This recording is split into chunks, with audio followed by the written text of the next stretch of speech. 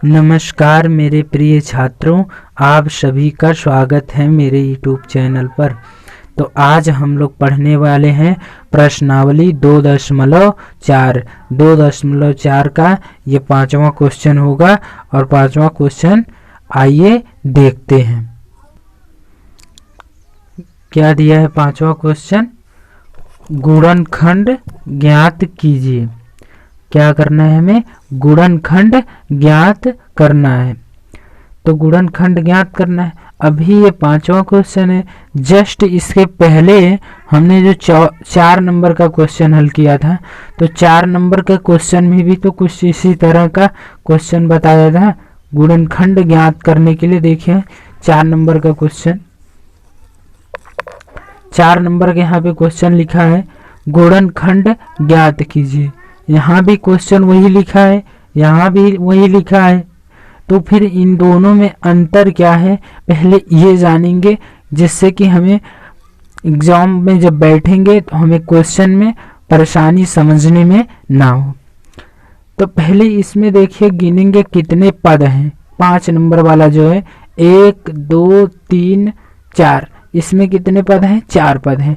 पर जब हम इसमें गिनते हैं 1 2 3, इसमें हमें सिर्फ और सिर्फ 3 ही पद मिल रहे हैं। तो इसमें और इसमें अंतर यही है कि ये इसमें 4 पद होते हैं, इसमें 3 पद होते हैं। मतलब इसमें 3 पद ही, इसमें 1 पद बढ़ा दिया जाता है, इससे 1 पद बढ़ा दिया जाता है। तो इसे हल करने का हम 4-5 स्टेप में हल कर देते थे, लेकिन इसे हल करने के लिए थोड़ा बड़ा करना पड़ेगा। बस यही अंतर है इन दोनों में। तो अब आई थिंक इन दोनों में आप समझ गए कि अंतर क्या है। आइए अब हम लोग क्वेश्चन को पहले समझेंगे कैसे हल किया जाता है। तो देखिए ये जो क्वेश्चन है हमारा पहला, इसे हल करने का जो तरीका हमारा होगा वो तरीका ये है कि इसमें जो हमारा समीकरण दिया है, मतलब बहुपद दिया है, इसमें x बराबर पहले हम रखेंगे +1 और 1 में रखेंगे -1। पहले +1 रखेंगे, उसके बाद -1, और +1 या -1 जब हम इसमें रखेंगे और जो रखें, मतलब कि जैसे +1 रखें, अगर ये 0 आ गया तो समझो ये समीकरण के साथ यही वाला मान बैठे। अगर यहाँ पे देखिए अगर माइनस रखने पर ये पूरा 0 आ जाता है तो समझो ये इस समीकरण में यही मान -1 रखा जाएगा।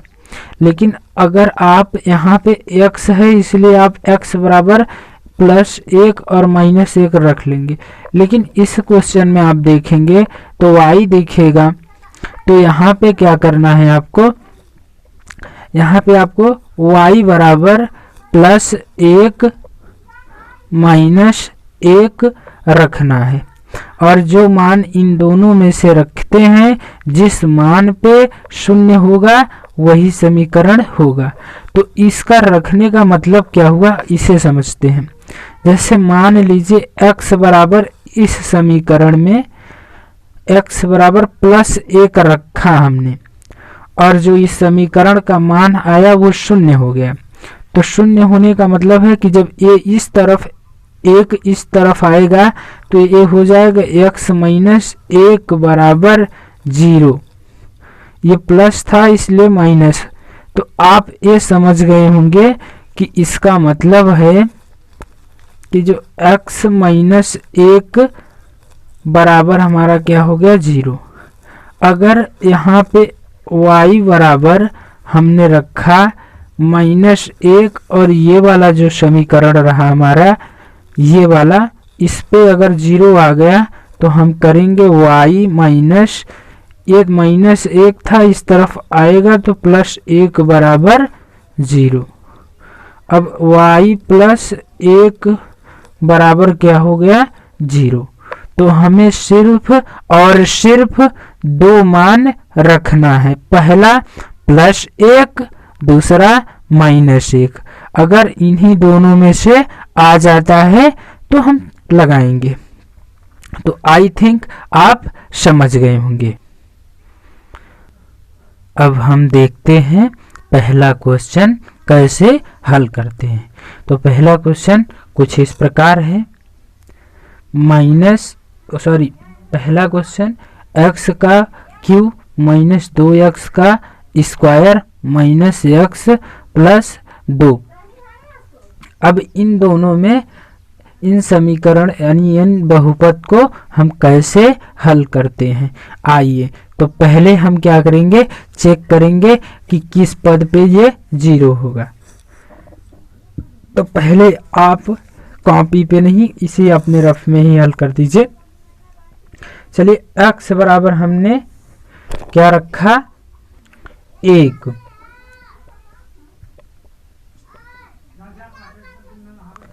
x बराबर हमने 1 रखा है।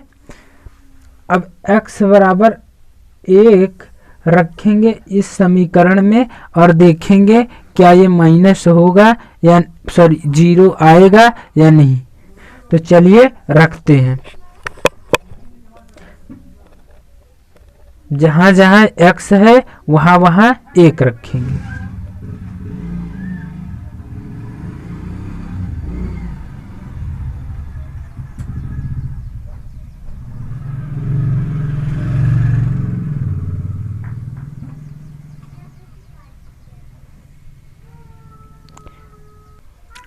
तो चलिए हमने यहाँ पे रख देते हैं। इसमें थोड़ा सा गलत हो गया तो यहाँ पर रख दिए, x क्यू है तो 1 का क्यू कर दीजिए माइनस 2x।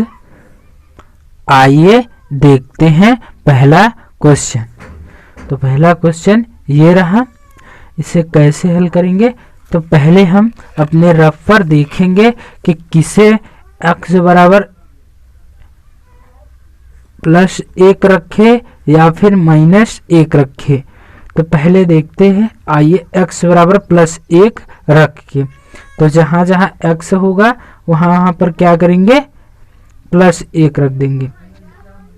तो चलिए इसी पे रखते हैं, x बराबर प्लस 1 रखने पर। तो अब यहाँ पर रखते हैं,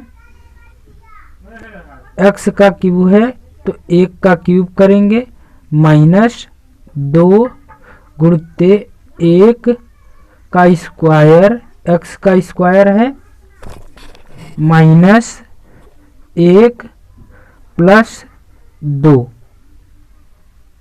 अब 1 का क्यूब 1 होता है, माइनस 1 का क्यूब 1 होगा और 2 1 कम 2, तो यहाँ 2 आ गया, माइनस 1 प्लस 2। तो अब देखिए प्लस 1 माइनस 1 और प्लस 1 कट गया, माइनस 2 प्लस 2 कट के क्या आ गया, 0। तो अतः हमें पता चल गया कि x बराबर क्या रखें, प्लस 1। तो यहाँ पर लिखिए x बराबर प्लस 1 रखने पर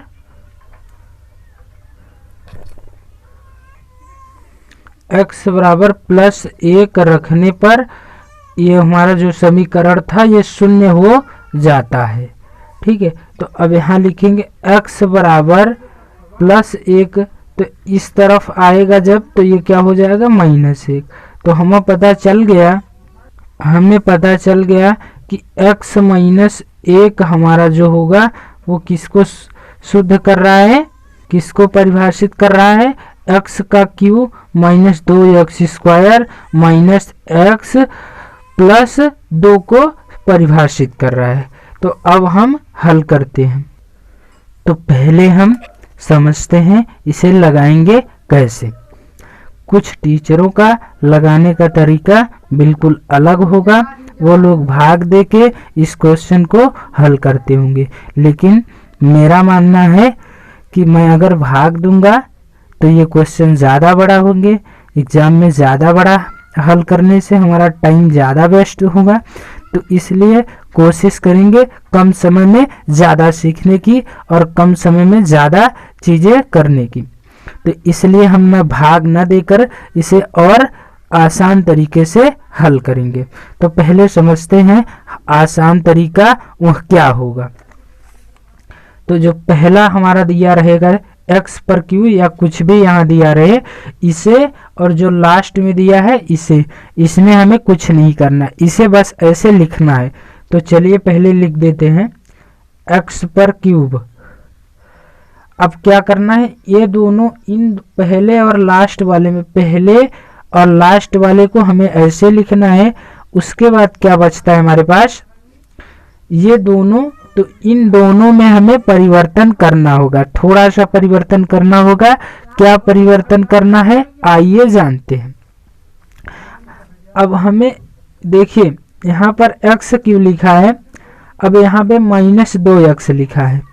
तो अब -2x को हम यहाँ कैसे तोड़ें, जैसे मान लीजिए यहाँ पर देखिए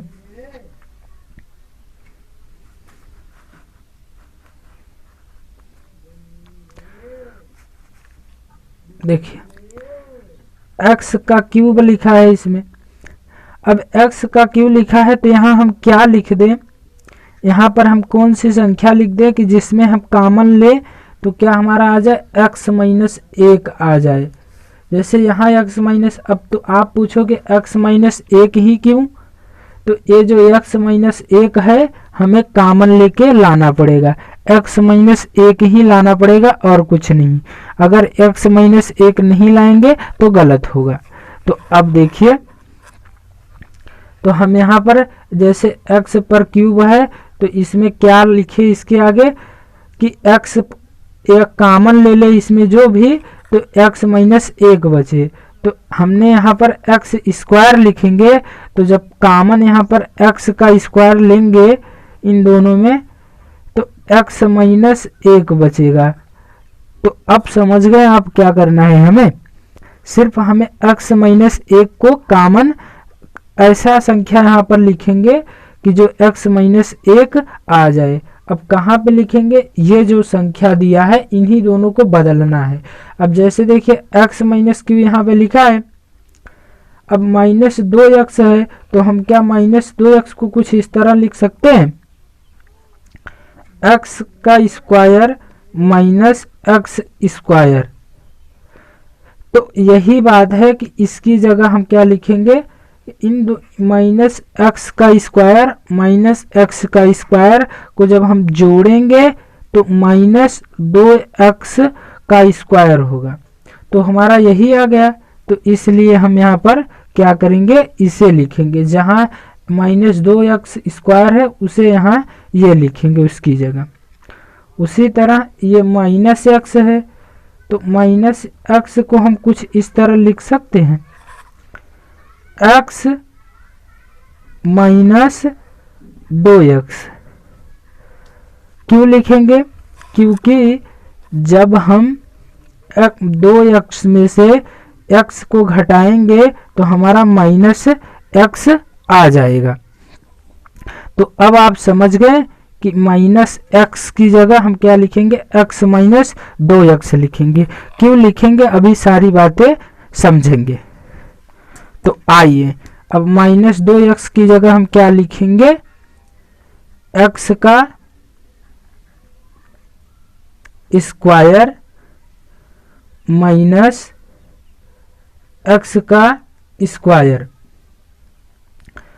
अब यहाँ पे जो -x है तो अब यहाँ पे क्या लिखेंगे हम, -x की जगह +x -2x। ठीक है, देखिए -x की जगह x-2x और -2x स्क्वायर की जगह x पर घात स्क्वायर और x का स्क्वायर लिखेंगे +2 जो का। तो अब हम कॉमन लेंगे इसमें और इसमें। तो चलिए कॉमन लेते हैं, इन दोनों में x स्क्वायर है तो इसलिए x का स्क्वायर कॉमन लेंगे। जब x का स्क्वायर कॉमन लिए तो इसमें x बचा और इसमें 1 माइनस। अब यहाँ पे x कॉमन ले तो ये जो x बचेगा यहाँ पे -1 बचा ये वाला। अब यहाँ पे -2 कॉमन लेंगे तो यहाँ पे x -1 बचा। तो क्या सभी में x -1 बचा है?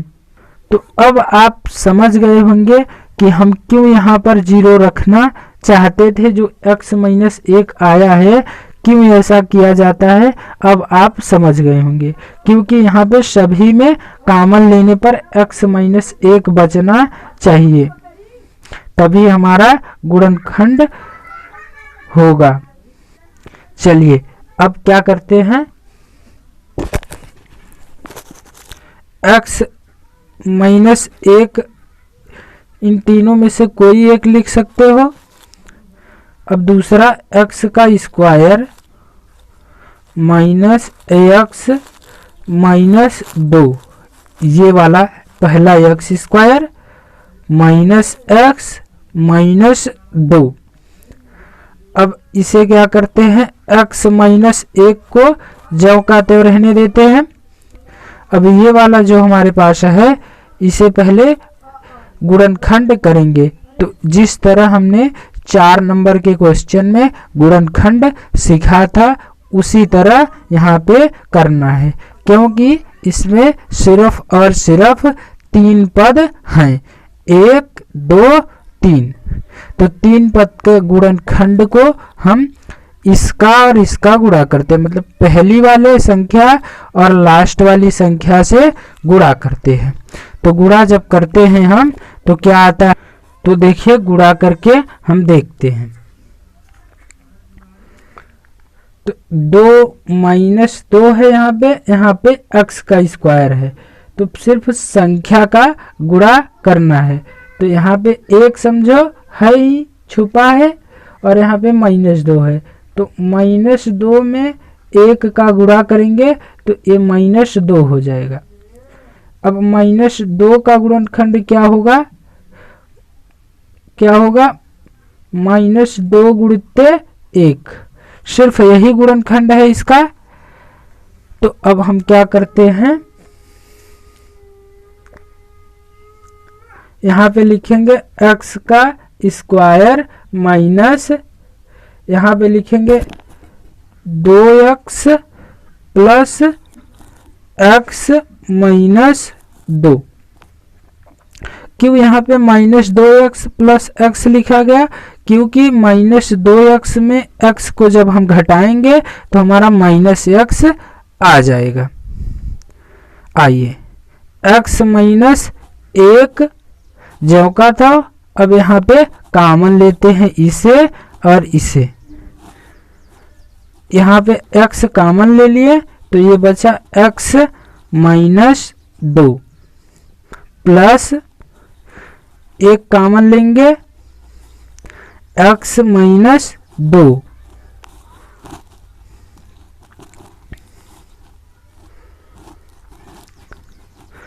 अब यहाँ पे x -1 ज्यों का तो अब x -2 यहाँ लिख लेंगे और यहाँ x + 1 इसे x + 1।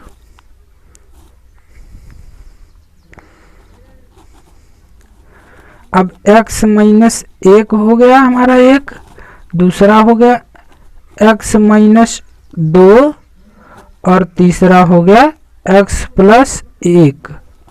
तो अब यहाँ पे देखिए x -1 और x + 1 लिखा है, तो क्या ये हमारा ये सूत्र बन सकता है, सर्वसमीकाएं बन सकता है? अगर देखें तो हमारा आंसर यही होगा। अगर थोड़ा सा और हम हल करना चाहें तो ऐसे कर सकते हैं, इसमें प्लस और इसमें माइनस है, तो ये x का स्क्वायर -1 का क्या हो सकता है, स्क्वायर। x minus 2। तो अब आप यहाँ पे इसे ऐसे भी लिख सकते हैं, एक्स स्क्वायर माइनस 1 का वर्ग करेंगे तो 1 ही होगा, और x माइनस 2 ज्यों का 2। तो ये हमारा आंसर हो गया। और अगर आंसर यही है, अगर यहाँ तक हमें हल करना है तो भी सही है। तो अब ये क्वेश्चन आपको समझ में आ गया होगा। हमें बड़ा विधि से नहीं हल करना है, क्योंकि भाग देंगे तो क्वेश्चन बड़ा होगा, और बड़ा होगा तो टाइम ज़्यादा लगेंगे, जिससे एग्जाम में समस्या हो सकती है।